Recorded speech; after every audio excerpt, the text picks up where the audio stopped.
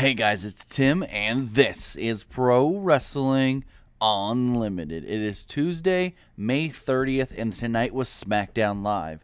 We saw an historic main event, well, not main event, but a historic match be made for Money in the Bank, and we also saw a return of the New Day. Well, let's see who is here with us in the chat right now. We've got Green Foe or Green Fa. I don't know. He said I pronounced it wrong last night. I don't know.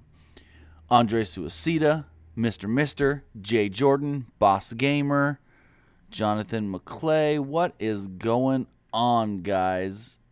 What did you guys think of SmackDown Live? Let me know here on the live stream. Let me know in the comments if you're watching on the replay. And if you are here live, you can always call in 559-475-8473. But let's see who else is here. We've got Mark Ashley here with us. But, all right. So tonight's SmackDown was an all right show. I mean, it was better than Raw last night, that's for sure. It had some good matches. The tag match was good with Shinsuke Nakamura, Sami Zayn taking on Kevin Owens, Baron Corbin. I really liked AJ Styles versus Dolph Ziggler. And then really the only other match, there was only really 3 matches because you really can't count the women's match as a match. Then we had Breezango and the Colognes. That was whatever, you know. So we've got Stop the Wand here now. What's going on, guys? All right. Before we get going, I got to hit my shameless plugs. If you guys want to help out Pro Wrestling Unlimited, you can do so by heading over to gawkbox.com/PW Unlimited. You go on to the Gawkbox website, go to our special link. If you don't want to type it in, link is in the description below. And all you got to do is interact with their website. You download an app, watch a 15-30-second video clip, and then they tip us. The more you interact with their website and do the things they ask of you, the more we can get in return. So if you want to donate to us, but you don't have the money, but you got a couple minutes, maybe 5-10 minutes, boom. It's a great way to do it. Also, if you want, you can always, go to the GoFundMe, gofundme.com/PW Unlimited. You can always donate at our Streamlabs page. And if you're here live right now, you can do so by hitting that super chat button. And finally, another way you can help us out is go to our TeePublic store. You can do so. Link is in the description below. Get any of our t-shirts. And remember, as always, our t-shirt designs can be purchased as stickers, cell phone covers, coffee mugs, tumblers. It's all there. A very wide variety of different things you can get with our designs. And hey, if anybody has a suggestion for a t-shirt or a sticker or just a design and you want me to create it, it's wrestling related, hit me up. You can say it here in the live chat. You can say it on Twitter, Facebook, Instagram. If you got a t-shirt, design idea that you want me to try out, you want me to see if I can design it and see how it comes out, hey, we'll give it a shot. So hit me up if you want to suggest a t-shirt. Let's see who else is here. Signature Kevin, Queen Nikki. Let's see. Jordan Multi. I hope I said that right. Jay Jordan, the number's on the screen up at the top right corner. Not taking calls just quite yet. There have been a couple of you that have been trying to call in since even before the show started. So just going to let some more of you guys join us here. Robert Cathy, what's going on? Let's see. Making you wait again. I usually don't come on until 9. I came on early. God damn, Robert Cathy. Anyways. All right, so SmackDown Live. Let's run this down really fast before we take some calls. I'll do about half the show rundown, and then we'll take this calls. Show started off with the Kevin Owens highlight reel. Owens reminded us that Chris Jericho claims he invented the Money in the Bank ladder match, but Owens will do what Jericho never did and win the Money in the Bank ladder match. Crowd chanted for AJ Styles. Owens claimed that he would end up being a double champion and the face of the WWE. He then introduced his guest, Shinsuke Nakamura. Nakamura had his full entrance, which now includes pyro, which was different. I didn't expect that. He got a really good reaction, as always, the people, singing his song and whatnot. Owens said he retired the last guy who claimed to be a rock star, and now Nakamura was about to speak, and then Baron Corbin came out. It was funny. Baron Corbin came out and goes, "You can't call this the highlight show without showing highlights of me." Like, the highlight show? It's called the highlight reel, buddy. Then he showed him beating up Sami Zayn last week, and it was funny. Nakamura goes, "Well, you didn't show the real highlight, Sami Zayn beating you twice." That's pretty funny. And then Owens said that Corbin shouldn't be bragging about beating up Zayn for 1 minute because he's been doing that for 15 years. Corbin then called him Cartman. He did the same joke last week, and it just went nowhere. Nakamura called them both forgetful and reminded them that he pinned Owens last week. He also reminded Corbin that Zayn beat him twice. Nakamura got some light what chants from the crowd. He was attacked by the two before Sami Zayn came in to make the save. Sami Zayn then suggested a tag team match, and we got that after the break. Shinsuke Nakamura and Sami Zayn taking on U.S. champion Kevin Owens and Baron Corbin. Cheap shot early by Kevin Owens with the referee distracted, allowing the bad guys to take control. Sami Zayn hit Owens with the Blue Thunder Bomb, immediately followed by the breakup by Corbin. He knocked Nakamura off the apron, but Zayn could still make the tag. Zayn caught him with a schoolboy for a near fall, but Corbin followed that up with a spine buster. Zayn eventually hit a hard clothesline and made another tag. Nakamura tagged in, hit his kicks, knees, running knee in the corner for 2. Crowd started chanting for Nakamura. Corbin broke up a pinfall attempt by Nakamura, and Zayn pushed Owens into Corbin. This led to an argument between the heel group. Corbin punched Owens. Zayn knocked Corbin out of the ring, and Nakamura nailed Owens with a Kinshasa for the win. Big pop for the move and the win. And I think he's pinned Kevin Owens twice. This leads me to believe that they could be doing Nakamura versus Kevin Owens for the WWE United States Championship following Money in the Bank.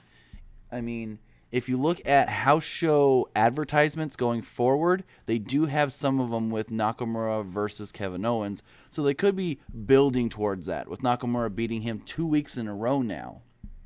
The SmackDown announcers then plugged the network by pushing how great Raw pay-per-view will be this weekend. They also plugged Money in the Bank. And then the Usos were going to come out and address the tag team division. Let's see what you guys are saying here in the chat. Phone lines are now open if you guys want to call in. The number is 559-475-8473. If you guys want to call in, we'll take your calls before we talk a little more SmackDown rundown. Boss Gamer says, "I'm so happy for the SmackDown Live women's making history at Money in the Bank." Signature Kevin says that he gives the show 6 out of 10. Let's see what else. Caller, you're on the air. What's going on? Hey, what's up, Tim? How's it going? Oh, man. Boy, am I glad to see the New Day back finally. Oh, yeah, that's for sure. Oh, and then the thing is, now a little thought I was kicking around. You got the New Day back now, and obviously they're pushing Breezango as probably their number 2 team, the babyface side. Right. Is there any chance the American Alpha flip heel? Because, I mean, they really have nothing for them to do unless they come back and feud with Breezango. Right. I get that. I get what you're saying there. Seeing how, they've just killed them so bad as baby faces, they got to do something to rejuvenate them. And that may be something they could. Now, I don't know if they would even consider it, but that would be something that I think would be a good idea. Right. And another thing that I was thinking about, I'm not sure if you heard, I don't know, I believe it was Meltzer that hinted that Cass is turning heel. Now, what happened with all this? People are making this a bigger story than it is. Dave Meltzer and Brian Alvarez were talking about, who attacked Enzo. Some are saying, it's the Revival. Some are saying that it's Big Cass. And what they suggested, this is all it is, they said, well, with the Hardy Boys back as the top babyface tag team on Monday Night Raw, they don't need Enzo and Cass there as a top babyface tag team as far as being in like one of the first matches of the night, getting the crowd all pumped up and stuff. So if they wanted to turn Cass heel, this would be a good opportunity because they're not being pushed as heavily as that top babyface tag team. He never said that they're going to. He just suggested that they could right now, and that honestly, he doesn't even know if they've decided if they're going to go the route of Big Cass did it or the Revival did it. So he never once said, this is the plan, this is what I've heard. He just said, if they want to go that route, it would work right now because they're not being pushed as the top babyface tag team. The Hardys are right now, so you have that leeway if you want to go that route. Right, so he basically just threw it out there, and he basically says WWE doesn't know which direction they're going to go even. Right, because we've seen them start up a storyline where it's obvious they're going one way, and 3 weeks later it ends a different direction than anybody even expected because they changed their mind midway. Right, and the thing with Angle and Corey Graves, come on, this is blatantly obvious. It's their way to get Stephanie back on television. Oh yeah, for sure. Oh, I mean, it's got what would you think it would be as far as getting Stephanie back? Well, there's all this chaos and all this drama about Kurt Angle and controversy. She'll end up coming back, and she'll evaluate Kurt Angle, and it'll be her way because she likes to slap people around. Right. I think that's where it's going to end up to. And to me, I think this is somehow, some way leading up to the Kurt Angle standing up for himself against Stephanie, kind of like Foley did. Right. And this is going to lead to, of course, the Game coming back, and that's the match right there. Triple Exactly. H. Now the thing, though, is do you do that at SummerSlam or do you wait and do it at WrestleMania? Because last I heard, Kurt Angle hasn't done all the full medicals as far as being an in-ring performer through WWE. He just did, the basic medical stuff you need to be on the road every week. Right, and obviously, if it depends on how long it's going to take. To be honest, exactly. Plus, it probably better bet is to just hold it off to WrestleMania and see what happens. But the thing here is also, I believe at Extreme Rules, I think we're going to see. I think the Hardys are going to lose. To be honest, I can see it. You kind of see it, and the way I think it's going to happen is with a cage. Like with one of these cage spots, and there's people that are high-risk takers, I think Jeff is going to, mess up. Instead of climbing out of the cage, he's going to jump off and miss or something. Right. And Sheamus and Cesaro are going to end up winning, and this somehow is going to lead to either the Hardys are splitting because there's still talk of sending one to each show, right? Exactly. So, there has been talks of sending Jeff over to SmackDown as the number 1 or number 2 baby face. But the issue with that is they want to wait to see if they can get the broken gimmick. That issue, again, is when do they get it? They can't start, planning out storylines until they know they're going to get it, and they're waiting on Matt to deal with all this. They're not dealing with any of this themselves, so it's a fact if you can't say, okay, in 6 weeks, we're going to go with Matt Hardy be broken. They can't do that because you don't know if it's 6 weeks, 12 weeks, when they finally reach that agreement with Impact Wrestling.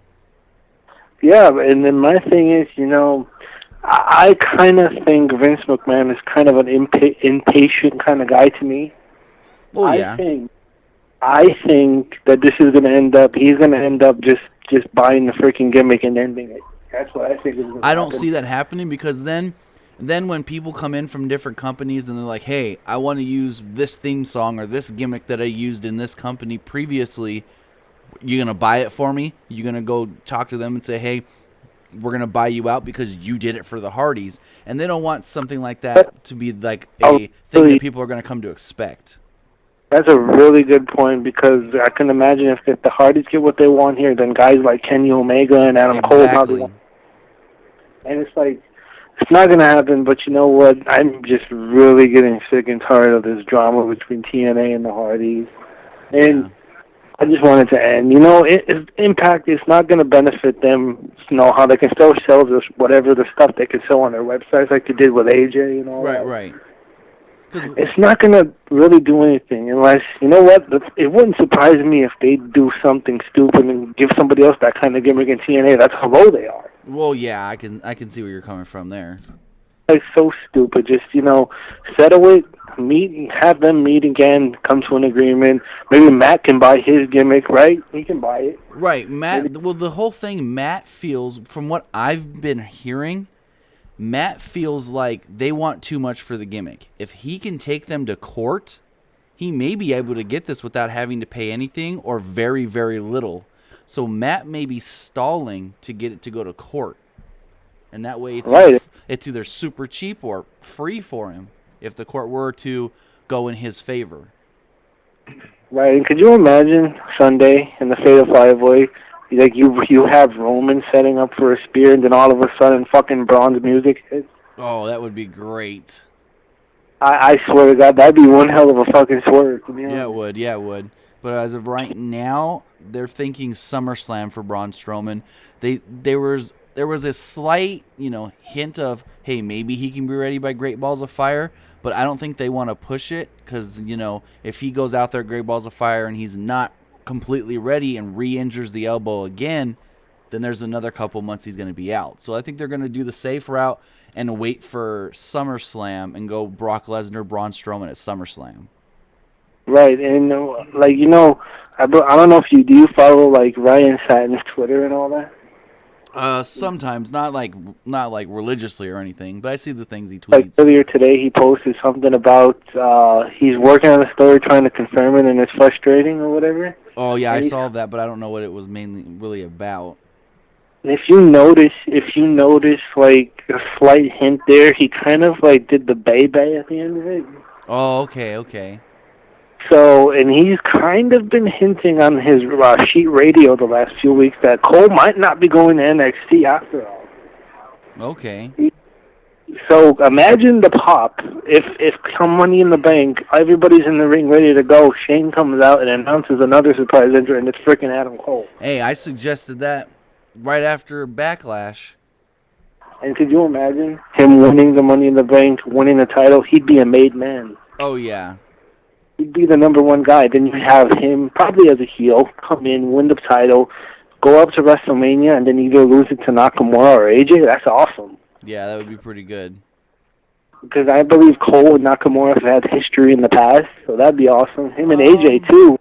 Yes, him and AJ have. Him and Nakamura may have briefly because of the whole New Japan thing, but he wasn't doing much New Japan before these last, 2 years or so. He wasn't doing as much. And then you can base their feud with AJ and Adam Cole about, we were both kicked aside by the Bullet Club. Yes, but WWE doesn't like to bring up other companies' old storylines. Exactly. That's it writes its own story. That's what sucks about it. And imagine if they do bring in the Young Bucks and Kenny Omega next year, you can do this angle big. Right. Well, the Bucks can't come in till 2019, January at least. Into an extra year? Well, they signed a 2-year deal with Ring of Honor and New Japan in December of 2016. So if their contract is up December 2018, they're not going to even, come in until at least January, February. Damn. So then I guess Omega be coming in by himself then if he comes. Yeah, if he does. So, but I got to say... You know what? That's true, though. His contract won't expire for February, so the Rumble won't be possible either. Yeah, he'll be more towards WrestleMania next year because he started contract negotiations with New Japan mid to late February of this year. So I don't even know exactly when the contract was signed. It could be March. Right, man. I'm looking forward to a great, hopefully, Extreme Rules delivers, and I'm sure we're going to get more on the Enzo bull crap. He'll probably be laid out again on Sunday. Yeah, I could see that happening for sure. And then this thing with Corey Graves intrigues me. It really does. Yes. I don't know where this is going. Is Corey Graves kind of, hiring people to do things? I don't know. That'd be awesome if it turns out that he's with the Revival. Ooh, that would be a good one. Can you imagine that? Because he's always praising the Revival, and it kind of makes... And the big casting, another interesting part is the fact that he mentioned he wants to shake the man's hand who beat up Enzo, and then Cash shook his hand on Monday. Oh, yeah. He could end up being... he could be, if they turn him heel, Corey Graves with Big Cass would be pretty epic too. He could be a really good manager and a good mouthpiece for him. All right, man. Well, you have a good one. All right, you too. Thanks for the call. Have a great night. All right, you too. He had a good point there about saying, I don't know if they would go that route because Corey Graves is an amazing commentator. But if they felt like, you turn Big Cass heel, but he needs a mouthpiece, Corey Graves could be that perfect person to do it. He would, he couldn't get physical or anything. And I'm just saying, that's a really, really good idea right there. Whether they do it or not, who knows? Who really even knows what they have in store? But caller, you're on the air. What's going on? Hey, Tim, what'd you think of Smackdown tonight? I thought it was an all right show. It was better than Raw was last night, in my opinion. Yeah. I thought it was a better show, too. Like the New Day coming back and the Women's Money in the Bank match being announced. Who do you think is most likely going to win that Money in the Bank match? I really think it's going to either go to Charlotte or Becky Lynch.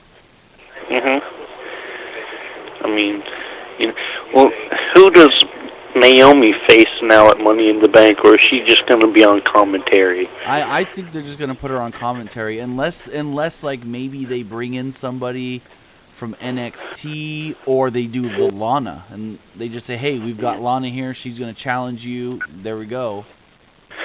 I mean, that would pretty much bury Lana really quickly because Naomi. Yeah. I mean, so it'd probably be her on commentary. Do you think the briefcase is going to be a different color than the men's one? I think it has to be, because then you would get them confused. And I mean, if they're both blue, you can one time play a storyline like, hey, that's my briefcase. No, that's my briefcase. But that would be stupid. So I think it does have to be a different color, even if like maybe the logo is just a little different or something. I just hope it's not a pink briefcase.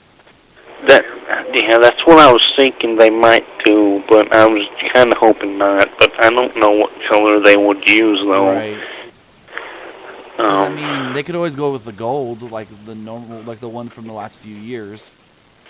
Yeah, they could. So, do you think the New Day are going to win at Money in the Bank, like 100%? Because I kind of think they might, just screw them out of the title. Right. Wait I don't know if it's. around. I don't know if you can say 100%, but I think there's a maybe better chance than not. Maybe more like 60-40, 70-30 for the New Day. I don't know if I can say, oh, New Day's getting them tag titles this quickly, because the Usos have been doing really good as heels and stuff. So, maybe they do something where New Day wins, but it's by disqualification or something because they tried to use the third man and it didn't work for them and he ended up hitting one of them or something. And so they go and do another one where the third man, which will probably be Xavier, is like banned from ringside or something, and they can keep the New Day Uso thing going. And what do you think the card for Battleground is going to be like? Because I don't think most people remember that Battleground is taking place. Right. I think they assume it's Money in the Bank, then SummerSlam. Yeah, Battleground's taking place before SummerSlam. And I think we could see Kevin Owens defending the United States Championship against Nakamura. Because first off, Nakamura has pinned him in the ring twice in the last 2 weeks. Probably again next week. Right, and if you look at house show advertisements, like I said earlier, they do have Nakamura and Kevin Owens doing house show things. Now, house show matches don't always transfer to the main roster stuff, but it could in this case, and it looks like, it might with the way they've been booking things. They may go, another Baron Corbin, Sami Zayn match, unfortunately, because they don't have any real plans for either of them. All depending on if Baron is the one to win Money in the Bank. Maybe, who do they go for Jinder? Because I don't see Randy Orton regaining that title at Money in the Bank. And I really don't know who they can go next for Jinder before SummerSlam. Like you said day you wouldn't have Rusev fight Jinder at SummerSlam, so maybe you could have Rusev at Battleground. Right. Possibly.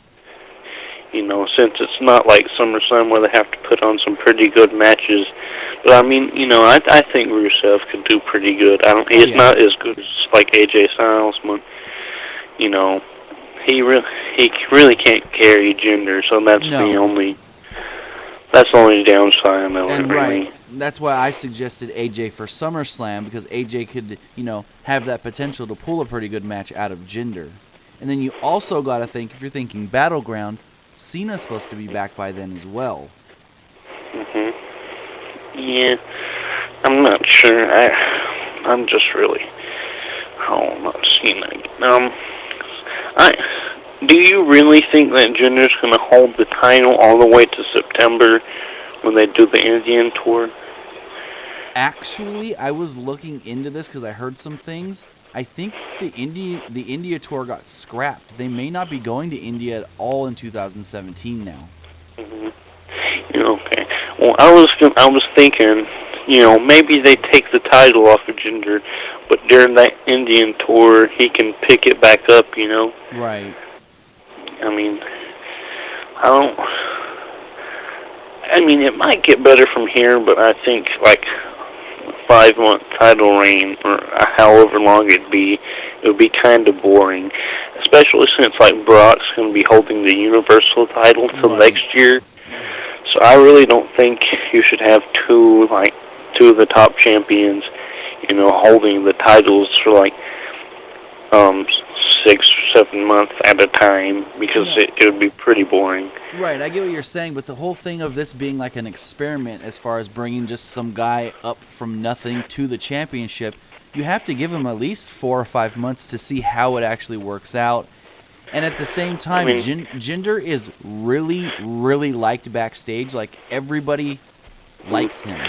So it's not like, oh, yeah, we don't like him, we're just going to, you know, if he's not working out, we'll take it from him. No. Like, Randy Orton really pushed for Jinder to get this title match. So, I mean, yeah, I understand that.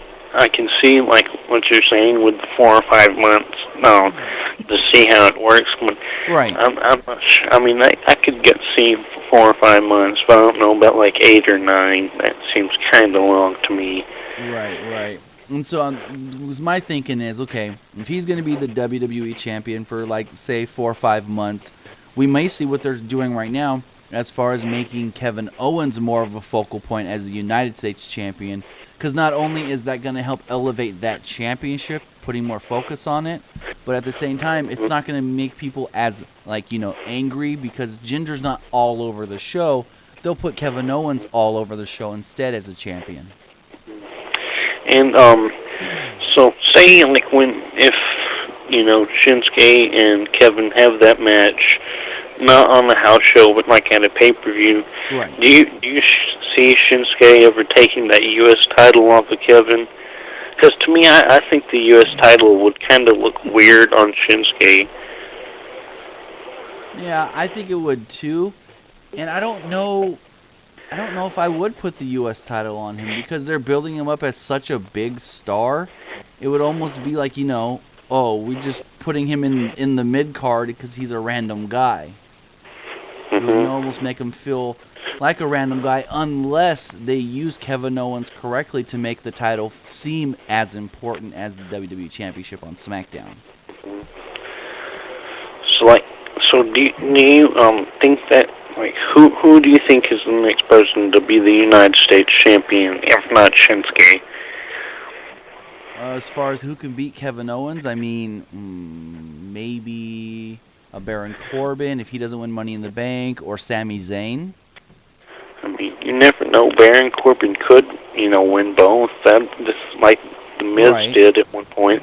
But I don't know. But, you know, you never really know what could happen. Exactly. It's just a couple months away, and we still have no idea who not Alexa Bliss's, but Bayley's dad is. Right. I've looked for a little bit, and I haven't found anything. So, I wonder, maybe I'm just looking too deep into this, or maybe there's something more behind it as to why he hasn't showed his face I don't know. on TV. But, all right. Thanks for the call and have a great night. You're welcome, Tim. All right. Let's check the chat out here. Let's see. Robert Cathy says Charlotte will be the first woman to win Money in the Bank. And Charlotte said on Talking Smack tonight, they had all the women on there, and it was kind of, a little ridiculous because they were all just hens clucking at each other. Anyways, she said that she's going to be the first woman in all of WWE to be a Triple Crown champion once she wins Money in the Bank. Because if you think about it, Divas champion, Raw Women's champion, and then if she wins Money in the Bank and can cash it in successfully, Smackdown Live Women's champion. So there we go. I mean, she could do that, and I wouldn't put it against them either, her being a Triple Crown champion. Let's see what else you guys are saying here in the chat. Stop the One says the blue one, but the WWE logo has a red thing under it, pink instead of red. Okay, I don't know what you guys are talking about there. Oh, okay. He's saying, I think he's referencing the briefcase, saying that it can be blue, but then when you see the logo, have pink on the logo. I gotcha. CDOH11 says that Alexa segment was horrible. Yes, it was. Probably one of the worst segments we've seen in a long time, if not ever, on Monday Night Raw. Tyson #1 fan says Corey Graves deserves a manager role, but he is a good commentator. And that's the thing. He would probably make a really good heel manager, but he's just an amazing commentator. Like, you don't have anybody at his level in the entire company right now. So taking him off, Stop the One says purple. It can't be purple. Purple's the color of the cruiserweights. Oh, CDOH says Becky is boring. Oh, a lot of you want to see Kyle O'Reilly come in. Ruben, what's going on? We got Rock Solid, LT Ash, BLM4MJX saying, do you know when Nikki Bella is going to return to the ring? I have no clue.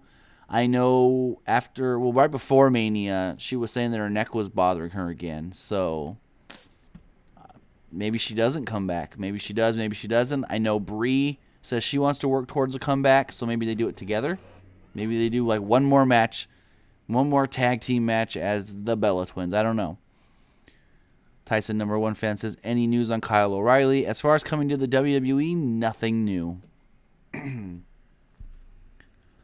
Let's see. So we'll get back to SmackDown here. Like I said, we had the tag title match. And then the New Day came out. The New Day accused the fans of looking salty and mad because they were still the champs. They said that they've beat American Alpha. They've beat Breezango, just like the Falcons were beat by the Patriots in the Super Bowl. Got them a lot of heat because they were in Atlanta. Usos said not to boo them, and they weren't the ones that would be playing. And then we heard Big E. He did that whole Atlanta clap for your longest reigning tag champs and feel the power. New Day came out too. Well, when Big E first did the thing, they got a good reaction. And then when they came out, it was an okay reaction. It was a lot, like the pop I thought they were going to get was not near what they did get.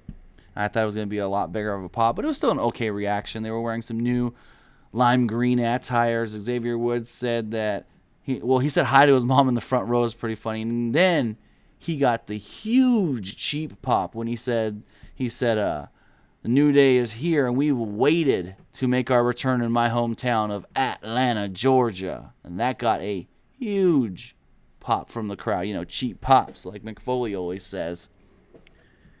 Kofi then started swiveling his hips, saying, we brought these hips to SmackDown Live. Uso said that you guys just skip around the ring. You're going to go skip back down that yellow brick road. Uso said, welcome to the Uso Penitentiary. Big E said, I know what happens in the penitentiary. He glazed at them tag titles and said, we likes them. We wants them.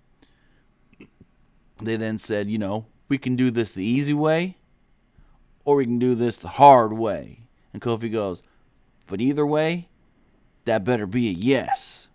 Usos then said, fairy tales, they can come and go, but we could take you out like Old Yeller. Woods mocked him and said, well, we know the guy in charge, and he told us who your next challengers are, and that's us at Money in the Bank. So that sets up New Day challenging the Usos for the tag team titles at Money in the Bank, and I thought it was a really good segment. I really liked it. The dynamic there between the heel Usos and the babyface New Day worked perfectly. Let's take this call right here. Caller, you're on the air. What's going on? Good, and you? Pretty good. You think, when is Jericho off tour with his band? Honestly, when he first left, they only had stuff for May and June. But Jericho did do an interview recently saying that he's doing more stuff with his band now, and that's his main focus.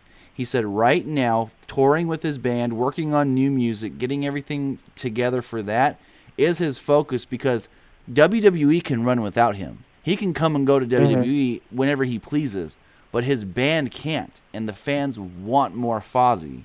So right now, he literally said in the interview, if I don't come back for a long time, cool. If that match on Smackdown with Kevin Owens was my last match ever, I'm cool with that as well. So he teased, if I never come back, it's okay. Because I was thinking that's why they had his highlight reel, because they're like still teasing a comeback for him and coming back after Kevin Owens and stuff. The ultimate goal for the WWE is for him to eventually come back and finish the feud with Kevin Owens. Whether it happens or not, that's on Jericho. And do you really think New Day's gonna be the Usos for the belts? Eventually. I mean, they may not get them at Money in the Bank, but I think by SummerSlam they'll have them. And you think they're gonna last as long as last year or no? No, they're not gonna do that. I think what happened with all that was that they had the titles for so long, and then they realized, oh crap, we're kind of close. If we just wait a couple more months on this, we can actually break this record. So that was kind of a thing that they kind of just fell into. It was never planned from the start or anything. So.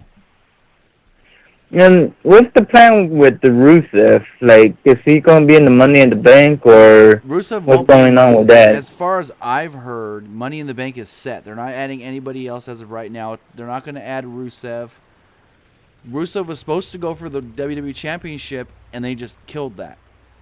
Because if you remember, Rusev kept saying, I want a title match of Money in the Bank. And then pretty much soon as they finalized Jinder winning the title, they stopped the Rusev stuff. Yeah. So I really think it was supposed to be at Money in the Bank Rusev Randy Orton. And when Vince finally said, you know what, we're going Jinder, they said never mind Rusev. So how will you bring them back if you had to write it down? I mean, that's a tough one. If it was him and Lana together, I'd say bring him back pretty much how he came in the first time, just crushing people. And, you have Lana there. He doesn't talk. She says very little. And it goes from there. But with Lana not with him now, I honestly don't know how you bring him back in. Anything about Lana, when she's debuting or anything like that? I haven't heard nothing other than she's been training at the Performance Center, and then she does, here and there, she does NXT house shows. Other than that, nobody's saying anything. Well, I was thinking a while ago when I seen 205, I was thinking, you don't think they make another title for the 205 for the women after the tournament's over? No, they're not going to bring in another women's championship. No? No, because I was thinking that... Because if you're trying to say women as far as weight limit, that wouldn't work because most of the women are right around the same weight limit anyways. I mean, what are you going to do? So that won't work. What are you going to do? Have a weight limit division and Tamina and Nia Jax aren't allowed in? Yeah, that won't work. Yeah. What about Mike and Maria? Have you heard anything when they come debut? Or last I heard, which was last week or the week before, was anytime now. They're signed, and that it's just a matter of when they figure out exactly what they want to do. So it could be next week. It can be after Money in the Bank. We really just got to sit and wait. talking about Money in the Bank, I think I got two picks who might win them. All Or right. make it three. It's Dolph Ziggler or Baron Corbin or Shinsuke Nakamura. I really think it's going to be Baron Corbin. Yeah, me too, because I keep on hearing rumors that at the end of the year, they're going to give him that big monster heel push and stuff like that. Right. More towards like Survivor Series into Royal Rumble time. So. Well, you think that, I don't know, I heard this from another podcast, but they were just planning this out, but you think WWE will ever do the, say for example, Baron Corbin wins the Money in the Bank, Okay. and he asks Shane for a title match, and he gives it to him, but he loses that title match, and then he jumps the champion, and then cashes in his Money in the Bank. Do you think WWE ever booked that or anything like that? I mean, we've seen the Money in the Bank briefcase holder get a title shot before, because we saw it in the triple threat at Royal Rumble 2015 when it was John Cena and Seth Rollins both challenging Brock Lesnar. And, I mean, he didn't try anything after that match, you know. He didn't cash in the Money in the Bank till WrestleMania 3 months later. So, I mean, it would be something that's different. But at the same time, you got to really think of how do you get to that? Because the Seth Rollins thing was easy because he was working for the Authority. So they were just like, you know what? We're going to make this a triple threat. Mm-hmm. So you got to really think about how would you get to Baron actually earning that or getting that championship opportunity from Shane. Well, I was trying to do like AJ Styles did with Shane and keep on bugging him until Shane. But then where did that lead AJ to? AJ had a match with Shane at Mania and then didn't get a championship match after that. Yeah. So that really... That's fair. Oh, that whole I want a fair title match, I'm going to fight you and then get it, really led to nothing. Mm-hmm. It just led to, they waited a couple weeks for the Superstar shakeup, and then they tried to put him in the U.S. title picture. So, I don't know, but we'll have to see exactly what happens. I want to say thank you for the call, and have a great night. Mm-hmm. You too. So, yeah, we have seen that before. The guy holding the Money in the Bank briefcase get a championship match, like I said, with Seth Rollins when he was in that triple threat at Royal Rumble 2015 against John Cena and Brock Lesnar. Ultimately, Brock did win, and then 3-4 months later, he cashed in at WrestleMania. But let's see. Robert Cathy says Usos and New Day had good chemistry tonight. They had a really good chemistry, and I'm excited to see this feud go for a while. Ryan Armstrong says, so who is Naomi defending the SmackDown Women's title against at Money in the Bank? Now, I mean, with all 5 women being in that ladder match, you would think, okay, she's not going to have a match. But they kind of teased on SmackDown that they're going to go that route with giving Naomi a match because Renee asked Shane, she said, well, what do you do now? What do you do with Naomi going forward as far as a championship match and defending her title? Excuse me. And Shane goes, well, that's something we're going to have to look into, and we're going to have to evaluate and figure out the best opportunity for her going into Money in the Bank. Who do you have on SmackDown? Other than those women, Lana. I don't know if that would be a good idea because you're not going to give the title to Lana. Unless, here's my suggestion. I don't see this happening, but it is a suggestion. You do give Lana that championship match. Lana goes on to Money in the Bank to challenge for the WWE SmackDown Live Women's Championship against Naomi. She's, getting some good offense. Naomi's the aggressor. She's winning the match. And then whoever won that briefcase earlier in the night comes in, cashes it in, and then boom, there's your new SmackDown Live Women's Champion. Lana didn't have to lose. And you don't kill her new gimmick and her big return with this new gimmick, and you go from there. That is one suggestion. Like I said, I don't know if that would even happen. But hey, it's a way to get Naomi on the show defending her championship. Boom. So we then had the Fashion Files on SmackDown. I'll go back to SmackDown for a second. We had the Fashion Files. This one was like an old black and white noir film. They followed Fandango along for a while. We could hear his internal monologue thoughts. He saw the silhouette of a shady lady. Turns out it was just Tyler Breeze undercover. We could hear each of their own internal voices now, but it turned out that they could somehow, quote-unquote, hear each other. Their office and the Fashion Files were destroyed, and they looked for clues. They included that they got too close to the tag titles, and now they have a new case, and this is interesting. It's too much, gimmickry and acting and stuff, but it was all right. We had the Fatal 5-Way Elimination match. Winner was supposed to go on and face Naomi for the championship, but the match never happened. Welcoming Committee attacked Charlotte and Becky Lynch before the match even started. They started fighting outside. Tamina teased putting Charlotte through a table. She ripped everything off the table. She tossed Charlotte into the ring post and suplexed Natalya on the floor. Charlotte went to the top and nailed a moonsault. Now, this moonsault, she crashed a little hard off this moonsault too. On top of the Welcoming Committee, Carmella nailed Charlotte with a crossbody. Lynch hit an exploder on Carmella. Tamina super kicked Lynch. Charlotte booted Tamina.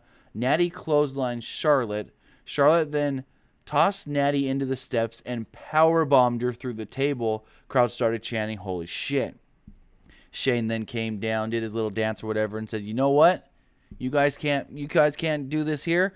We'll do it again at Money in the Bank in the first ever women's Money in the Bank ladder match." So, hey, we're going to get it.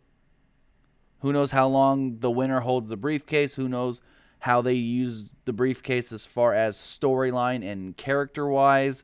And I honestly think it could be either Charlotte or Becky Lynch walking out Miss. You think about that? Miss Money in the Bank. Robert Cathy says, WWE hasn't hired you as a booker yet. The women's Money in the Bank idea was good. Thank you for that.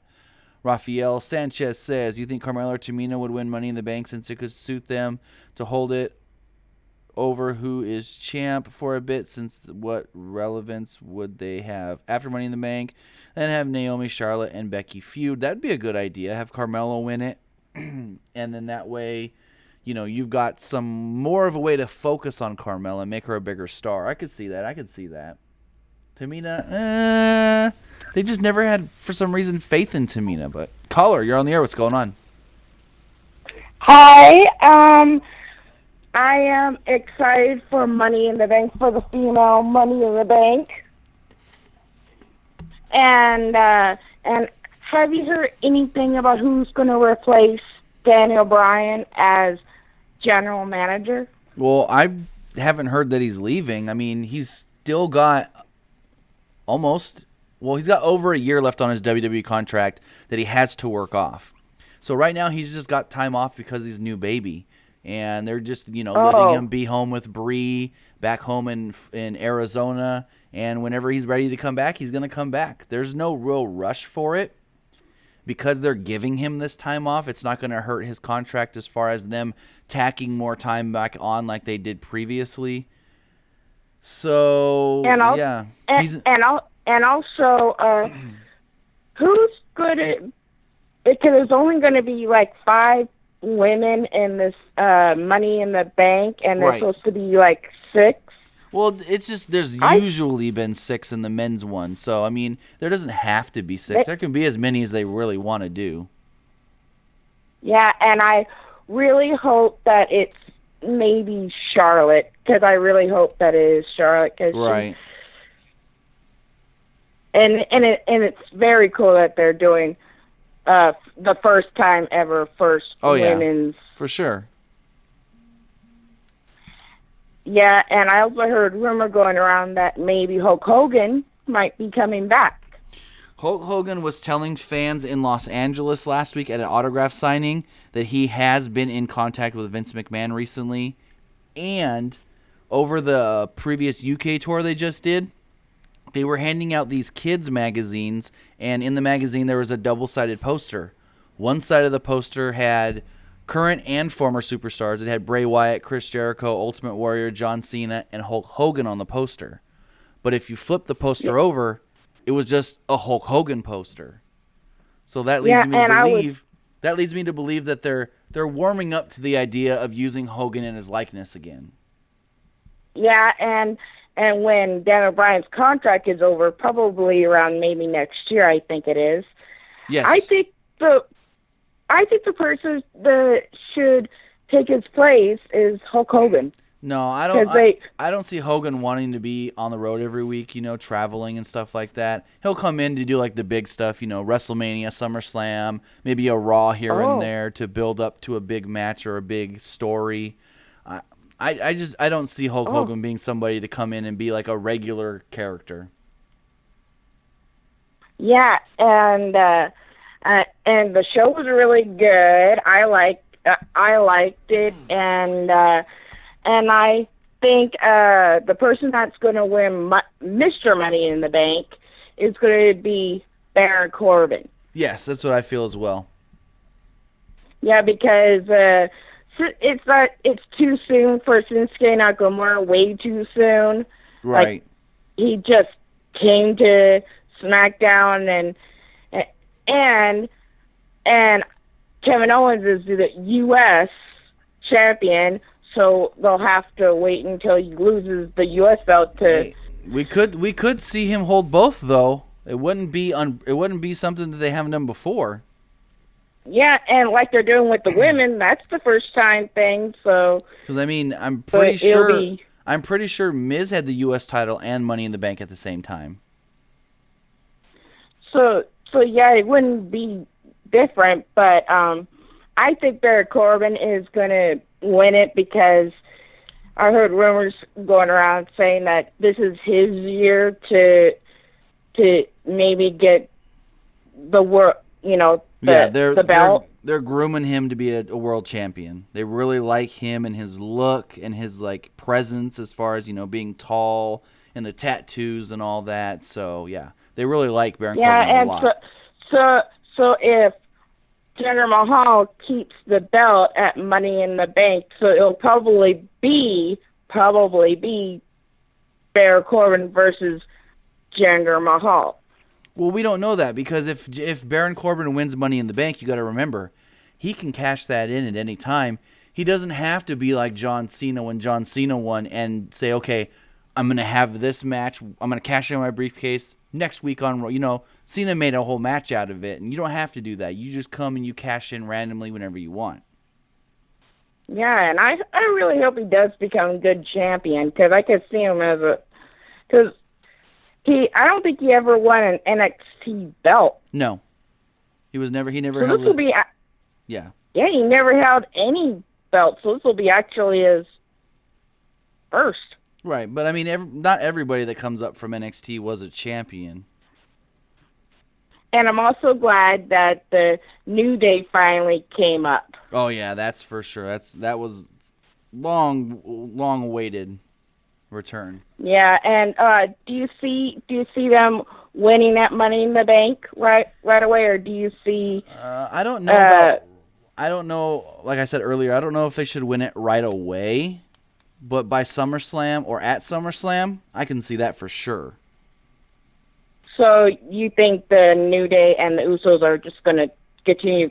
This will be the beginning of their feud, and it'll go on. It better be if the promos and the segments like were as good as tonight. They better make this a long story because they got nothing else in that tag division on SmackDown that could even be 1/4 as good as what they did tonight. And Tyler Breeze's move, I'm Pretty, I found out that it's also called the Kill Switch. Yes, well, Christian's finisher. Christian, when he did it originally, it was called the Unprettier. And then when he did his run in TNA, I forget what he called the move in TNA. And then when he came back from TNA is when they changed the name to the Kill Switch. Oh, so it was the Unprettier. Yes, it was originally the Unprettier with Christian. Wow. So yeah, and I hope but they do need to change their name instead of Breezango. They need to, because now that the Fashion Police is popping up, they need to change that name from Breezango to the Fashion Police because they're really funny, and I think they're like they're sort of like Edge and Christian. They're actually funny like them. I guess you could say that in a way. Because they like to, because Edge and Christian put on like a hats and they Right. got, No, I get where you're going right there. But, I mean, the Breezango name is perfectly fine by me. Yeah, I like the Breezango name too. And, they're pretty funny, and they just need to get more funnier, because Right. soon they'll start getting stale, and people will be like, okay, we've seen this get up so many times. True. So yeah, but that's all I wanted to say. All right. Thank you for the call, and Okay, have a great thank night. you. But yeah, I think the Breezango name, that's a fine name. All right, so they then promoted that Randy Orton was going to be on SmackDown later. We then had Breezango versus the Colones. The announcers are explaining that Breezango wanted a match with the Colones because Cologne was among the evidence found in the destroyed office. Breeze wore a dress and a wig to the ring, but it was quickly ripped off by Primo. Fandango and Breeze sprayed the Colones with water guns. Fandango back body dropped Primo to the outside, and he landed hard on the mats. I think Epico was supposed to catch him, but he didn't. The Colones had control. After a commercial break, Fandango couldn't tag out because Breeze was knocked off the apron. Breeze then eventually showed back up in the janitor costume. There's like a name for the janitor character. I can't remember what it is. JBL said it. He then ran wild. He hit Primo with the Unprettier and got the win. We then had a backstage interview. Renee Young and AJ Styles. AJ told Renee that he wants to build momentum going into Money in the Bank. Ziggler then interrupted him and reminded Styles that he has won Money in the Bank before and that he got a huge pop when he cashed in that Money in the Bank because the fans were elated. Ziggler asked if he wanted to fight right now. AJ took his shirt off and said, yeah, let's go. And then Ziggler just walked away and said, see you out there, kid. All 5 women in the Money in the Bank ladder match were then announced to be on Talking Smack with Renee Young and Shane. And then they said again, we're going to get Randy Orton after the break. He's going to talk about Money in the Bank, which is in his hometown of St. Louis. Let's see what you guys are saying here in the chat. Douglas Quaid says, I wouldn't be surprised if Ellsworth interfered. Very true. I mean, Shane kicked him off of Talking Smack tonight. He goes, hey, we're talking history. We just want to speak with the women right now. Hit the bricks. And I was like, dang. You going to ban him from ringside too, Money in the Bank? The Kid a Nerd. How would you book DIY coming up to the main roster? It's only unknown because we don't know what they're going to do with Johnny Gargano while Tommaso Ciampa's out with an injury. So as far as that goes, we don't know if they're going to ever push him as a top guy. We don't know if they're going to push him as a mid-card guy or if he's not even going to be on NXT till Ciampa's good to go. And then I heard today that Ciampa's in line for a big push in NXT. So it all depends on, how do they push him in NXT and what really, how over does he get? Because that's the thing. If he's a heel and the fans, are behind him as a heel, cool. But if he's a heel and the fans don't like him as a heel, then we don't know. They may have to turn him babyface before bringing him to the main roster. Andre Susitas says, what do you think will be next gimmick match that the woman will fight in? Ooh, that's a tough one because we've seen the tables match, seen the cage match, seen Hell in a Cell, we've seen the ladder match. There's not really anything else to do except for a women's Royal Rumble. Really, that's all you got left. Women's Royal Rumble, Women's Elimination Chamber. I could see the Rumble one before the Chamber, maybe. That's a toughie. It's a real tough question. Robert Cathy says, I'm on the fence about the women's Money in the Bank match. After the botch fest with the first women's Hell in a Cell, I'm kind of iffy. I can see where you're at there.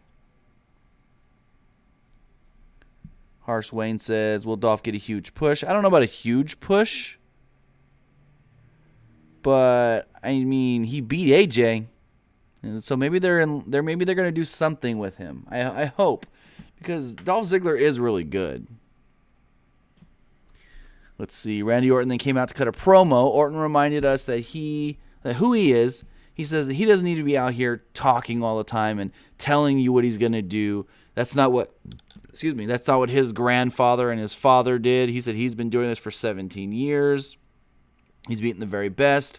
Mick Foley, Shawn Michaels, The Undertaker, so on and so forth. His dad main evented their first WrestleMania. Kinda. He was at ringside. And this business is in his blood. He said his grandfather would smack him around for losing that title to a guy like Jinder. Orton said his family was all about respect and doing things the American way. Respect works both ways, and Mahal doesn't understand that. Orton would take the title back in his hometown, or he wouldn't be able to show his face there ever again. Orton said to ask his father the Ganyas and the Harley races, and they'll all tell you that winning is the only option. Orton was about to pose when Mahal's music hit. We thought Mahal was going to come out, and then he just cut a promo a pre-recorded promo on the big screen. He told Orton, "Hey, look up here. I'm up here," as if, couldn't see him. He called himself the Future and held up the title as the Singh brothers clapped. The crowd started chanting USA. He was, I guess it's a way to get him on the show without him having to be on the show. But it may have been better if he was actually there. Orton sounded like a real person for once. I like how Orton, thinking about this promo that Orton cut, it was good. It didn't seem as scripted, and it didn't seem like, over the last couple of months, especially the Bray Wyatt stuff, Orton just felt like he was going through the motions. But, because of that, a lot of people thought Randy was boring, but this was one of his better promos in a long time, and it felt really good. I liked it. Robert Cathy here said it was boring, but I think it was all right. He said Jinder saved the segment. Whew. No, I don't know about that one, Robert. We then learned that next week in a non-title match, it will be Kevin Owens versus Shinsuke Nakamura on SmackDown. We then had Dolph Ziggler versus AJ Styles. Ziggler wore black and silver tights with Hollywood Heel on the back. AJ had his new red red attire to go with his new red t-shirt. They went to a commercial break. A minute into the match, Ziggler tossed Styles into the post. After the break, Ziggler came back with a backdrop, strikes, sliding forearms. Styles also hit a facebuster for 2. Ziggler tried to cover with his feet on the ropes, but the referee caught him, and Styles followed with a fireman's carry neckbreaker for 2. Later on in the match, they traded counters, leading to Styles applying the calf crusher, but Ziggler raked his eyes to get it out of it. There was one spot where Styles set it for the Styles Clash off the top rope, but Ziggler countered into a jumping DDT, bringing Styles down from the top rope. Ziggler hit a headbutt, but Styles came back with a backbreaker. Ziggler hit a zigzag later on in the match. For a near fall, Ziggler missed a super kick, but managed to crotch Styles off the top rope. Ziggler then super kicked Styles once again and won the match. I really liked the Dolph Ziggler AJ Styles match. I thought it was the best match of the night. But yeah, what did you guys think? Did you like it better than the tag match? Because I've already seen on Twitter, some are saying the tag match was better. Some are saying that the AJ Styles Dolph Ziggler match was better. But caller, you're on the air. What's going on? Hey, Tim. How's it going? Pretty good. What do you think of SmackDown? I liked the show. I thought it was better than Raw. Well, it's always better than Raw. I mean, what? What did you think of the show? There were some good parts. I think Mahal should have been on the show, I think. Yeah. Because that's what fans kind of want to see now. It's like the hot thing, kind of like Shinsuke right now. Right. So I have a few questions. And my first one was, I saw at Backlash. I was trying to call the show last couple weeks to ask you, but a couple weeks ago Backlash, I was watching the Shinsuke Nakamura match, and my dad doing his usual, criticizing, and he thought that Shinsuke's hair was getting pulled out, and he said that's fake hair. So is Nakamura's hair fake or real? No. I thought it was real. He's got real hair. Okay. I've never heard anybody ever say anything about him having fake hair. Yeah, I always thought it was real hair, but Right. But the next question was, why is Sasha Banks doing 205 Live stuff? I think it's just a way for... They already have the thing set up with her and Alicia Fox and stuff. I think it's an experiment. I said this before. Excuse me. I said this last night as well. I think it's an experiment. Can you put somebody on 205 Live that the fans like to see, that is popular? Can you put them on 205 Live and then have more people watch 205 Live that week? It's an experiment, because if it goes well, if more people watch this episode of 205 Live because Sasha Banks is on there, do they do this with more people? Do they bring somebody else in that typically isn't on 205 Live? Do they bring somebody else, like, say, someone from, like, NXT randomly, but they promote it? Because we've seen, like, Oney Lorcan and a couple other random NXT guys be on 205 Live, but it's not like it was promoted, and it's not like their top guys are really, like, big known guys. So if this Sasha Banks experiment does work out, where they did get an increased viewership on this episode, the experiment may be good, and they may put more people on there that typically aren't on that show. I mean, it worked for me, because I never turned on 205 Live until I saw the preview. I'm like, well, Sasha Banks will be on there. I should put that on there real quick. Yeah, do you ever watch 205 Live at all? Or? I mean, sometimes. Like, I know I watched it last week for sure, because I wanted to see that street fight, which is pretty good. Yeah, that's a good match. But, one more thing. Okay.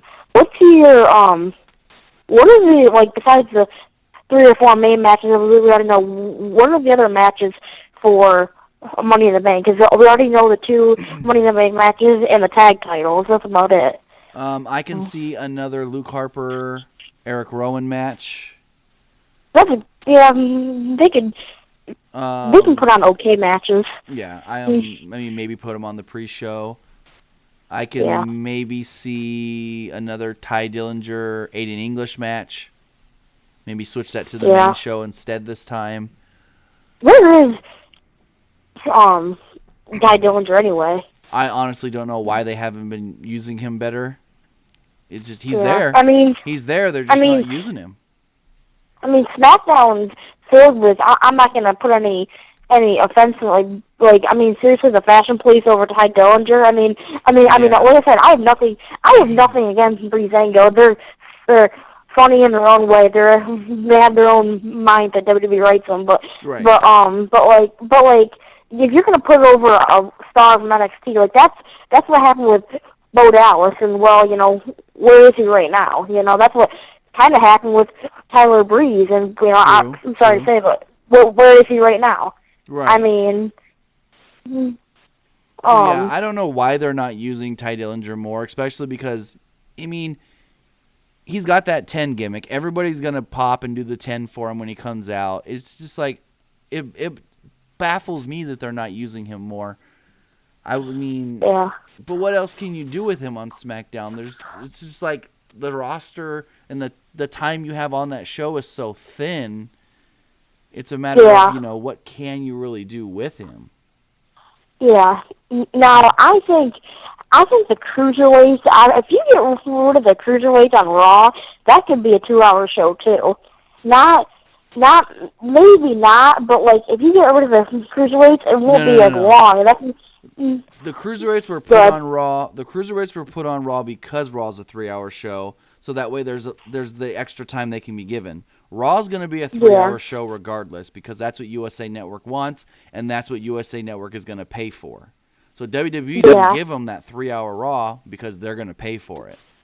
So it's not a fact of well, if you take the cruiserweights off, there's time you can take off of the show. Because in all honesty, besides last night when the cruiserweights did get a significant amount of time in that tag match, they typically only get 6 to 8 minutes. 3 to 5 minutes, They get like 2 segments. Each segment goes 3 to 5 minutes.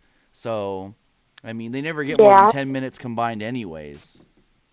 Personally, I mean, everybody has their own opinion, and I told you before, I'm getting my snacks in the cruiserweights, and I've thought about this, and maybe, I mean, you could you could say something else, but I think that they should drop the cruiserweight division and they should keep like maybe 5 or 6 people. I'd send Austin Aries back down to NXT. I would send keep Neville on Raw. I would send Cedric Alexander to SmackDown, Perkins to SmackDown. Maybe a Brian Kendrick to Raw. I don't really know, but I don't see any point for the cruiserweights. I mean, I just don't see any point. No, I get your point there. I mean, it was the fact that they did the Cruiserweight Classic last year, and then they had to do something going forward, especially since the winner got a championship. But it's the fact that if they try to disband it now, then they'll pretty much be saying, hey, this was a failure. And then what are people going to think when they do more tournaments, like the women's tournament? Yeah. Now, I'm interested in the women's tournament, but the thing is I think the Cruiserweight champion should have maybe got like a kind of like the Tough Enough winner got, or maybe like a contract for NXT, maybe. But that's just... But they signed so many guys from that tournament. You can't do it like a Tough Enough thing. Because it's not like you're going to sign the winners and then maybe 2 or 3 other people. It's pretty much they tried to sign as many guys from that tournament as possible.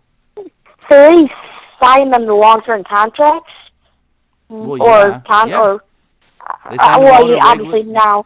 All the guys that work 205 Live and Monday Night Raw, they signed them to normal, standard, main roster deals. Yeah.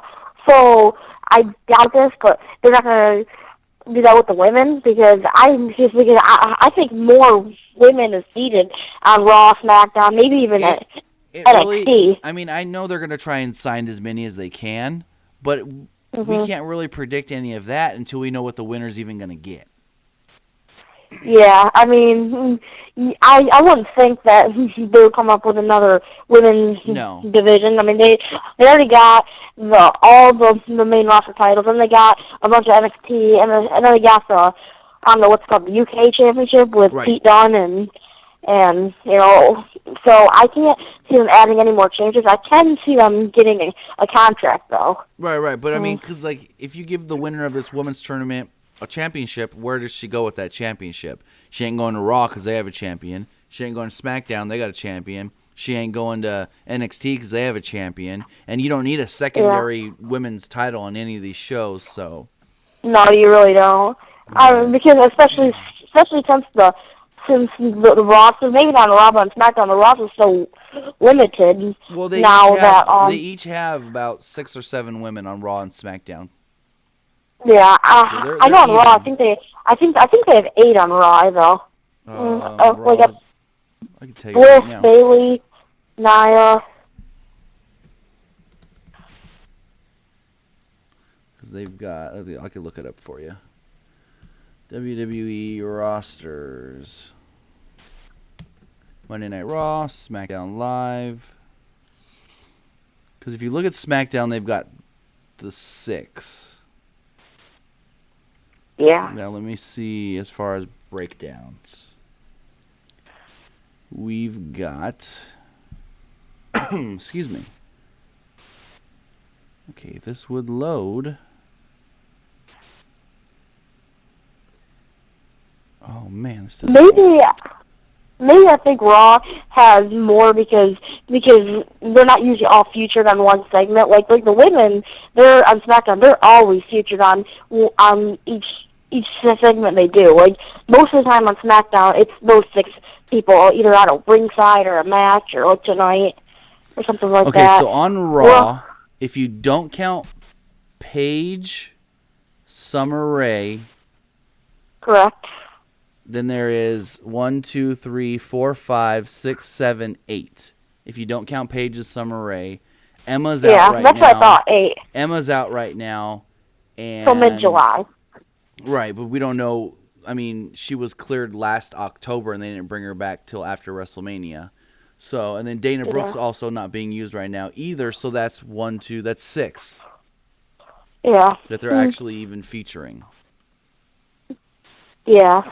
I mean, who do you think is next for Alexa Bliss after Bayley's done with her whole stuff with Alexa? I mean, it all depends on if the plan is still to do Sasha Banks and Bayley at SummerSlam. If that's the case, then Bayley needs to get the title back.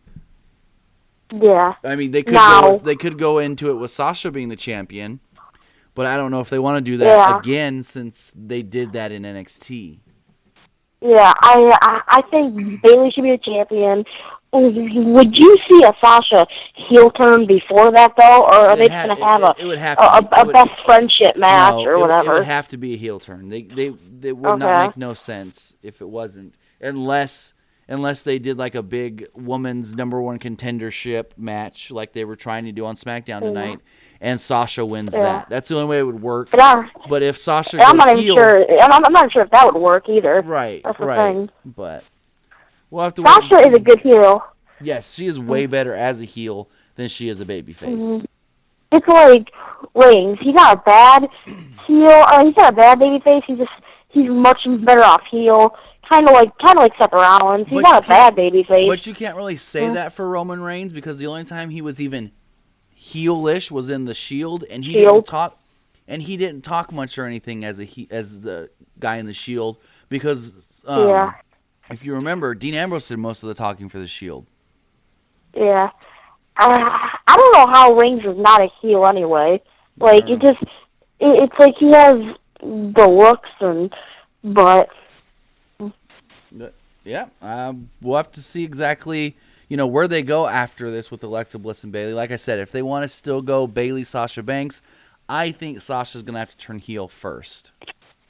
Yeah, she would have to. I mean, like you said, even if you won the #1 contender, I don't think fans will get behind it unless Sasha is boss character 100% heel boss. Like, that's just this is who she is. Right. That character is a heel kind of character. You can't, you can spin it, but it's just, she's always going to come off heelish. Yeah, and she, like I said, she's not a bad babyface. She had some great matches with Charlotte. Everybody was behind her, but just, you keep it up, because I used to think of Sasha as a star, and now that she's on 205 Live, which I understand why she was, but now that she is, it's just like, can she win a big match anymore? Like, it's, on Raw, it's Alexa Bliss and Bayley. Those two are going at it, and then who's the other top guy? Sasha, but she's on 205 Live. I think this is only a one-time thing to build up towards the match this weekend at Extreme Rules. Yeah. One last thing, I'll have to go after this. Okay. Why, and you'll have to say, I know you'll probably say, I have no idea, but why the heck do they say this is going to change the landscape of the Raw division of the new era?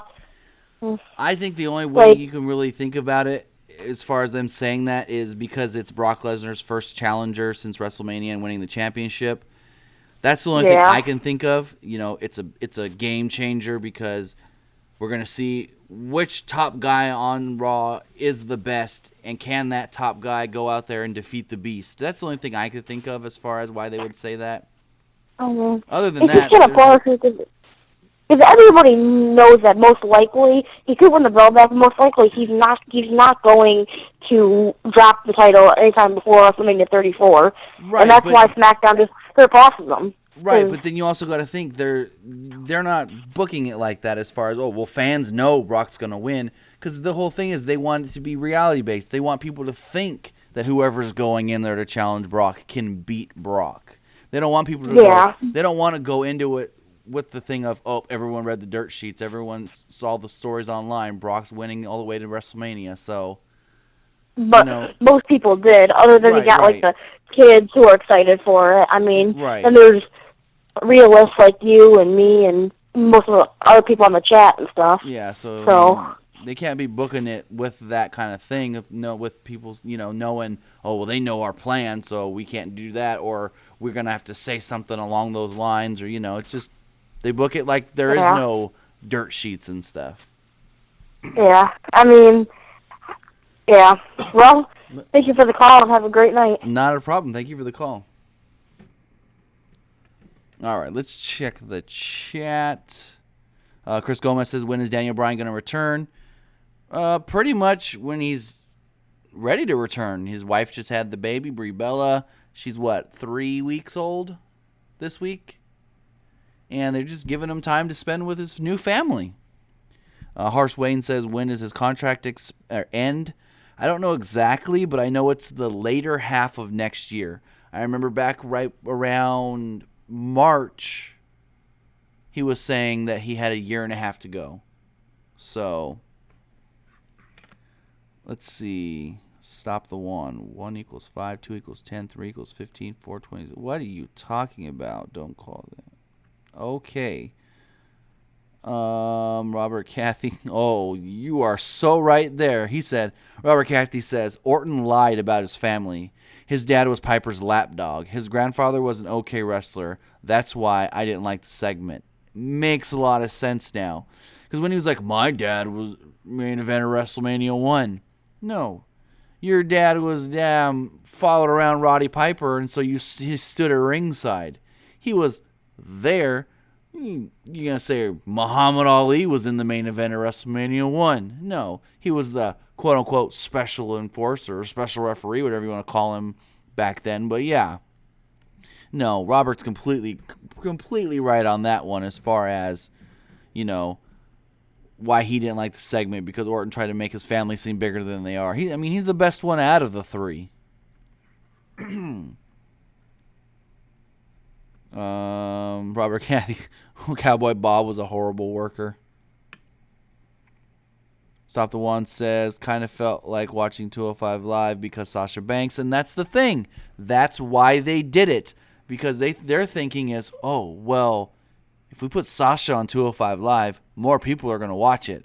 Then we could say that we hit a big number this week and this and that. And then if that works, maybe we could put somebody else on it next week or in the next couple of weeks and go on and so forth. So, if other people were thinking like you guys, oh, I'm going to watch it just for Sasha, then their experiment's working. Yeah, you said, I don't really like her, but I want to see what she does, what she's going to do. And that's exactly what they're hoping for. Even if you don't like Sasha Banks, you want to see why she's going to be on 205 Live. Robert Cathy says, the Cruiserweights are treated like filler for the long show Raw had become. Yeah, you can say that. But like I said earlier, the segments, they get, 2 segments a week, and they don't get more than 3 to 5 minutes a segment, if 5 minutes at all. I think 2 weeks ago there was a total of 5.5 minutes between both segments. BFG WWE Review says, have you heard the big rumor about the breakup Monday Night Raw and Tag Team Division? You talk about Enzo and Cass, because it's all it is a rumor. If you're talking Enzo and Cass, I talked about this earlier. Dave Meltzer said that this would be a good time to split them up. He didn't say that they're gonna split up for sure, but that with the Hardys being here and the Hardys now being the top babyface tag team on Monday Night Raw, you don't have to use the New Day as that big babyface tag team. And if you want to split them up, you're fine, because you got the Hardys in that role now. That's all it is. It's not someone going out there like everyone's saying, oh, Meltzer said this, Meltzer said it's going to happen. Too many of these websites and these random-ass wrestling, quote-unquote, reporters go out there and say, oh, Dave Meltzer said this, Dave Meltzer said this, and they stir his words to make it sound like he confirmed something. But when you read something that says Meltzer said this, half of the time, like I said, they string his words along and they change it up a little, and it's not what he exactly said. And I've called some of these guys out before, like on Ringside News. There was one, what was it? There was one they said recently where they said that Meltzer confirmed something, and I was like, no. He said that he would like to see it go this way, not that it's gonna go this way. So, you got to be careful when you read some of those things, as far as with the one, there was one, Meltzer was on The Law this weekend, and he was like, hey, I'm hearing that, Baron Corbin is a favorite because they want to push him. And that's what he said. Baron Corbin is a favorite because WWE really wants to push him for winning Money in the Bank. But if he would have just said, I think Baron Corbin should win Money in the Bank, people are still going to, misconstrue it and change it up. And so yeah, just be careful what you read. Chris Gomez says, I honestly thought we were going to have 2 women's matches at Money in the Bank. This first one could have been a women's championship and the second one be contra. Yeah, I thought that too. A lot of people thought that. And they teased on Talking Smack that Naomi is still going to have a challenger at Money in the Bank. Whether they do go the route of giving Naomi a challenger or not, maybe it'll be Lana. she's the only other woman they do have. But caller, you're on the air. What's going on? Hey, Tim. I was wondering, do you think they're going to break the Hardys up anytime soon? I know when there were rumors that they were going to eventually split them up, but that was when they wanted to have one on Raw, which would have been Matt, and then send Jeff to SmackDown. But right now, at least before SummerSlam, they're not looking to really move anybody brands because they just did the Superstar shakeup. And last I heard, they may not even be doing an actual draft. Mm-hmm. So I feel like if they're gonna split the Hardys up and they're gonna put them on separate brands, it wouldn't work yet. Mm-hmm. So if they are to split up, do you think Matt will use his old theme song? That's a tough one. It depends really, if Matt's got that broken gimmick by then or not. And to be all honesty, I know a lot of people are saying as soon as Matt gets the gimmick, split him up and send Jeff to SmackDown. But what worked with that gimmick is Matt and Jeff together. Yes, Matt was the main driving force of it. Matt was the one that stayed in character 24/7, whether he was on TV, whether he was doing an interview, whether he was on Twitter, whether he was just out and about. And so I feel like, they got to keep them together for a little bit. You got to have Broken Matt and Brother Nero together for a little while. So as far as if they're not broken when they split them up, I don't know if they go to that V1 music. I never really liked it. I know a lot of people didn't. So unless they maybe change Jeff's music and they just give him some more, hardcore, edgy music. And who do you think they're going to push if they were to break up the Hard? Who do you think they're going to push as the top baby faces on Raw? For the tag team division? Mm-hmm. Well, if Enzo and Cass aren't split by then it would be Enzo and Cass. But if they are split by then, looking at the tag team division on SmackDown, it's kind of hard because if you really think about it, what other babyface tag team do they have? They just broke up Golden Truth. And all you have is the Club. You've got Cesaro and Sheamus. You could always turn Cesaro and Sheamus back because that would be your really only option. Yeah. Unless you bring up a babyface team from NXT. But the only real babyface team that could have worked from NXT is split up now with DIY. Mm-hmm. Yeah, I don't know. What are you going to do? Rhino and Heath Slater, top babyface team on Raw? You could. You never know. It might work. There's not really that many babyface teams on Raw now. Exactly. I'm not sure who you would push. That's really hard. Yeah. It's a tough one. And on SmackDown, when are they going to do anything with Ty Dillinger? Because they haven't really pushed him all that much. Right. Like I said earlier, I don't understand why they're not using him more. He's getting that Apollo Crews treatment where you bring him up to the main roster and you just sparingly see him. Mm-hmm. And I think, he's way more over than Apollo Crews ever was, but he's being treated like Apollo Crews was when he first came up. And that's really unfortunate. How well do you think Ty Dillinger could do on SmackDown? Oh, I think he can do great. I don't know if he would be top guy material as far as challenging for the WWE title, but you put him in there challenging for the U.S. title, he can have great matches against Sami Zayn, Kevin Owens, AJ Styles, Shinsuke Nakamura. Mm-hmm. He can have good matches with anybody. He's really good. Yeah. I don't really see why he could not challenge for the WWE Championship. I guess kind of. For me, it was a fact of, they never made him seem like that big of a guy in NXT. So I think a lot of fans that know him from NXT and stuff are just going to see him as that guy that was like, oh, yeah, he was good in NXT, but he was never great. So I don't know. Fans may be behind him if they try to give him a main event push, but I don't know if the fans would believe it.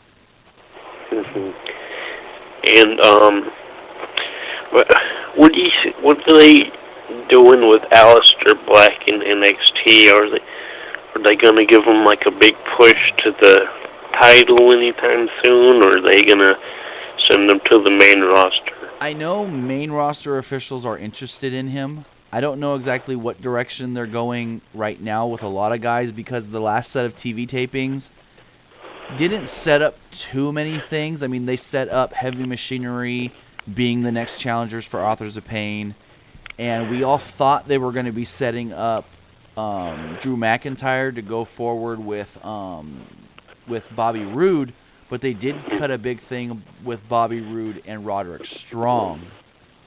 But as far as everybody else goes, nobody else was actually put into a story or pushed other than those two, and they did do more with Hideo Itami and Cassius Ohno. Is Hideo Itami heel or not? Yes. Hideo Itami was turned heel, and now he's going to feud with Cassius Ohno. I forget who it was he faced at the tapings, but he faced somebody, and he then started beating him up after the match or whatever. So Cassius Ohno came down to try to play Peacemaker, and then he slapped Ohno again, and then that's going to be the catalyst for their big feud. So, who do you think goes over in that feud? Probably Hideo, to be honest. And if they don't have Drew McIntyre challenge for the NXT Championship at NXT TakeOver Brooklyn, what do you think they do with him? I mean, I honestly don't know. They could find a good opponent for him, maybe put him in there with Andrade Cien Almas. Maybe have him feud with Eric Young, Insanity. I wouldn't like that, but I'm just trying to think of if he's a baby face, what heels do you have? So there's not too many other heels they can put him up against. Like I said, you got Andrade Cien Almas. Maybe they go the route Aleister Black versus Drew McIntyre. Maybe they can go that route just to get a exciting big match set for the pay-per-view not pay-per-view, but TakeOver SummerSlam weekend, since that's one of your biggest shows of the year, so you want to have the best matches possible. Yeah, I kind of think if Drew doesn't get the title match in Brooklyn, I kind of think he won't be buried, but he'll kind of go down, and he won't be as exciting as he was when he came back. I can see that, but I think the reasoning for you thinking like that is because you're expecting him to get the title match. Because so many people have been saying, hey, Drew McIntyre's the next one coming up. Drew McIntyre's in line for the title shot.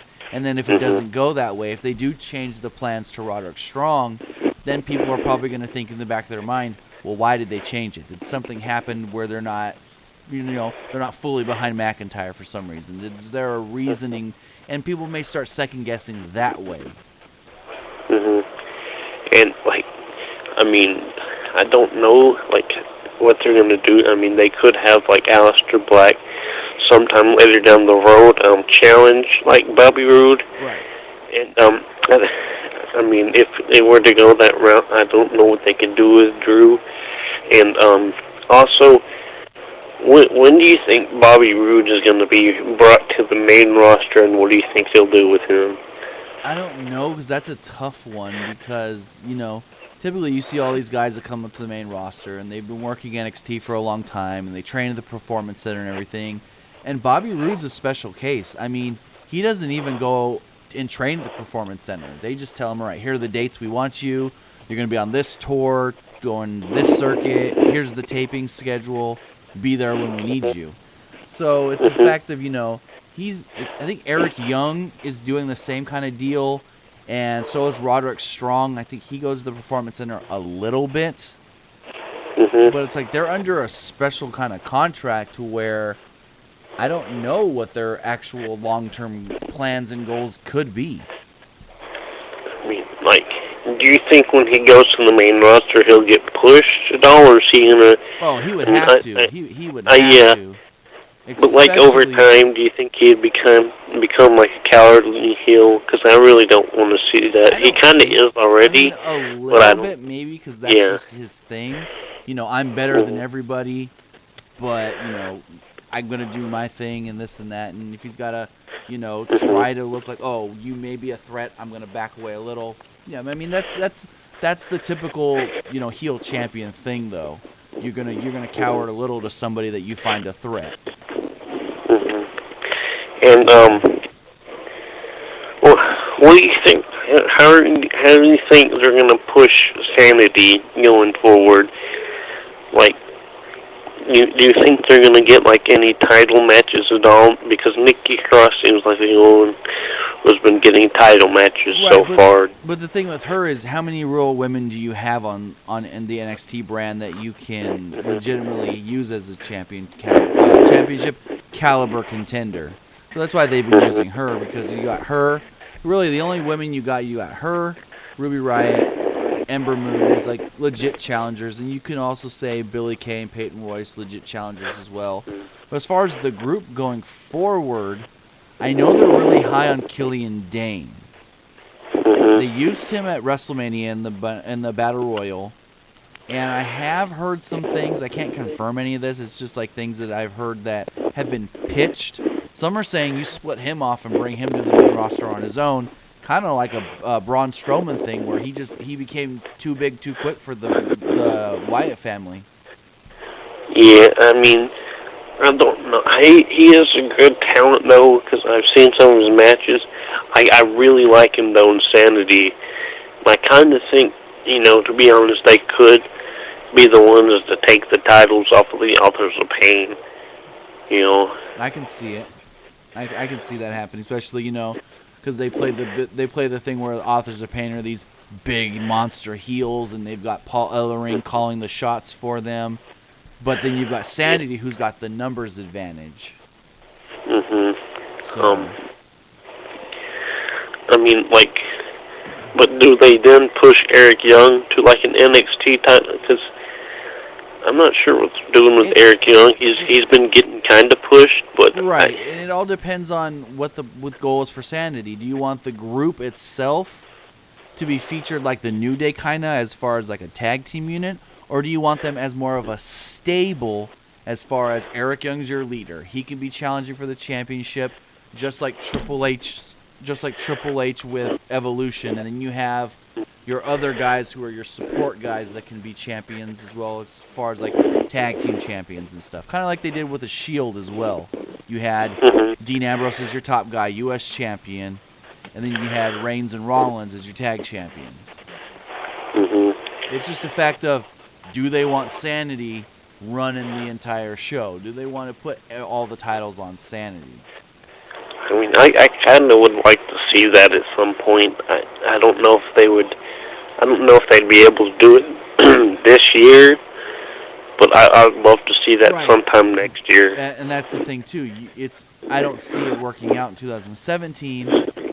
Maybe 2018 if they're still in NXT, if they're still together as a unit, and if, you know, Eric Young is still leading them. So.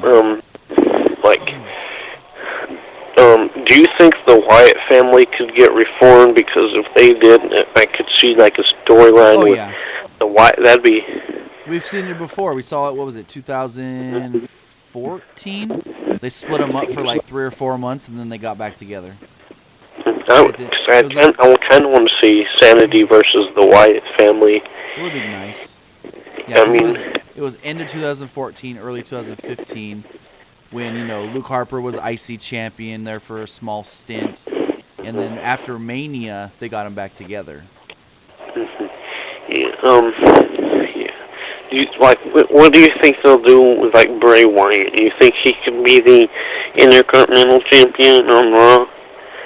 Because I have no idea what they're doing with that belt. It's weird because to be honest, I don't know if it's just how they've always used Bray on the main roster. But even when he was WWE champion, it was just like, it's kind of weird to see him with the championship. I don't know if that's just me, but because his character and stuff, he's not like, oh, I gotta be the champion kind of guy. He's just more of a, I'm this guy that I want to be the top guy. I want to be like the leader. I want to be like the cult leader kind of guy. And so putting like the IC title on him may kind of bring him down a little bit, to be honest.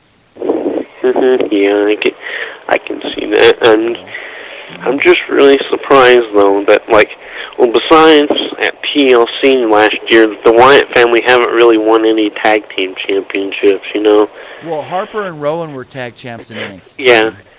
Yeah, I know, but on the main roster, it's really surprised. Right. Yeah, I was surprised. At least Harper and Rowan hadn't been challenging more for the tag titles previously.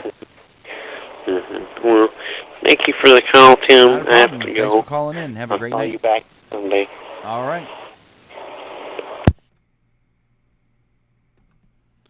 All right, let's check the chat here. About to wrap up this live stream here very shortly. See who's talking in the chat. Let's scroll up.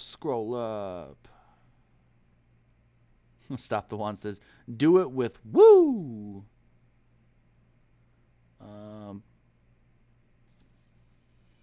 Let's see. Miss Prince, you were missed. We need you to manage your time better. Be here, don't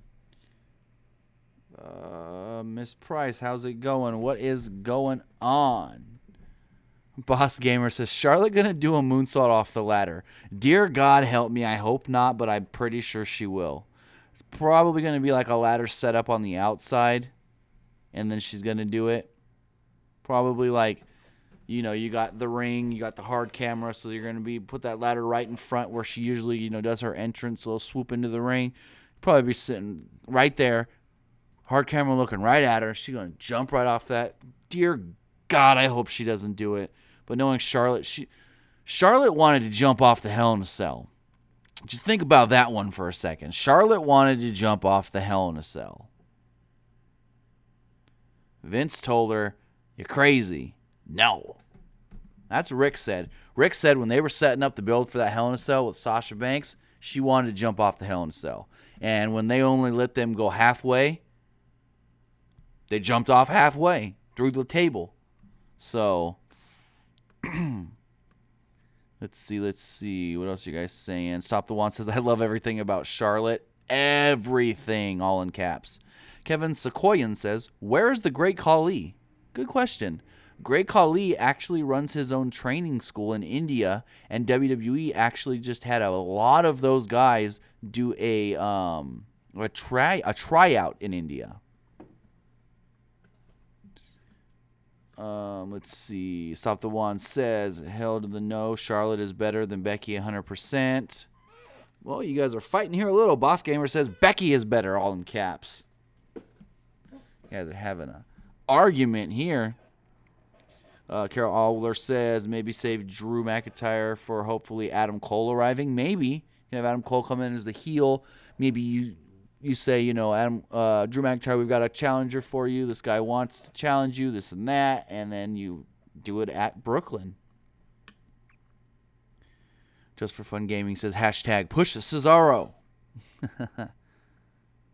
Let's see what else you guys saying. Oh Lord, Just for Fun Gaming straight fire. Miss Price says the match was the bomb. Oh, Just for Fun says Charlotte is overrated in my opinion. Ugh. Boss Gamer thinks Becky Lynch is going to win that Money in the Bank.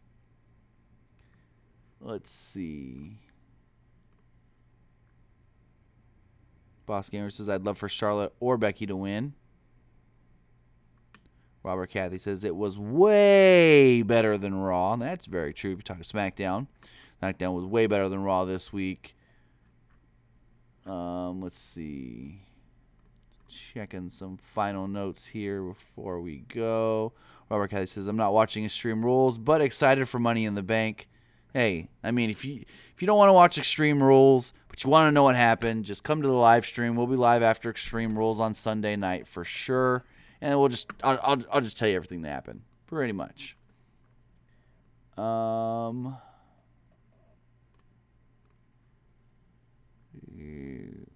What? Oh, okay, never mind. Read that wrong.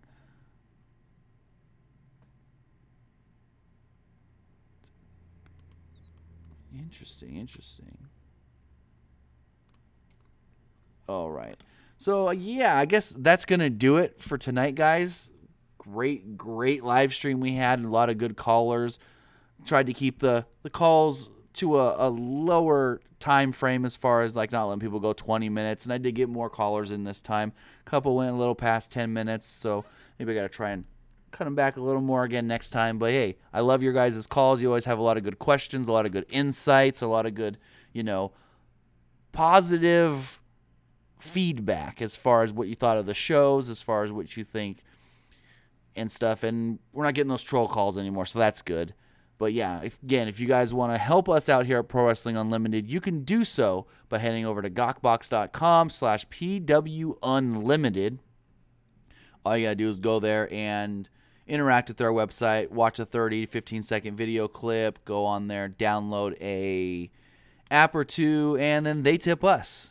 You can also always hit that super chat button if you're here live. You can always go to our GoFundMe, gofundme.com/helpupgradepwu. You can go to our Streamlabs page, or you can get one of our t-shirts from our TeePublic store. Again, the link to all of that is in the description below. Again, like I said, we should be live Friday morning. That may be changing for the summer to Thursday nights. I'm not sure yet, but with my kids being out of school for the summer, I won't be able to do any early morning live streams. So I may be changing the end of the week, This Week in Wrestling live stream from Friday mornings to Thursday nights. Like, again, I haven't confirmed that. I'm also looking to start doing countdown videos on the channel more regularly. I know I've done a couple, but I'm going to make them more regular. And I want to know from you guys. Let me know if you haven't seen before. We used to do trivia. We have 20 episodes of trivia up on the channel.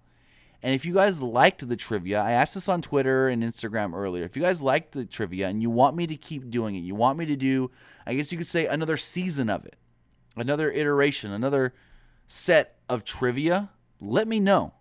Because I want to do it again, but I'm not going to do it if there's no interest. I have had people say, yes, please do it. So we'll just go from there. But that's going to do it for this live stream here tonight. Smackdown Live review. Thank you guys, listeners, callers, everybody that called in, everybody that, was here live on the chat, everybody watching the replay here on YouTube.com. I appreciate all the support, and I may have a very, very big announcement on the live stream this Sunday night after Extreme Rules, as we may have partnered up with, I'm just going to say, we may have a partner coming on for a pretty cool giveaway because you guys helped me surpass 20,000 subscribers. Can't say too much yet, but if everything goes the way it could go, if things are figured by Sunday after the pay-per-view, I may have a really big announcement for you guys on that stream. So, hey, don't miss the live stream on Sunday after Extreme Rules, because there may just be a big announcement. If not, hopefully that I can make that announcement next week. I mean, it's either going to come Sunday or Monday, I hope. So, yeah, just keep locked on Pro Wrestling Unlimited for a very big announcement that, it's going to be a giveaway. I'll say it right now. It's going to be a giveaway, but I'm not going to say yet who we've partnered with for this giveaway. Again, thanks, guys, for joining me live, and we'll see you again on Friday.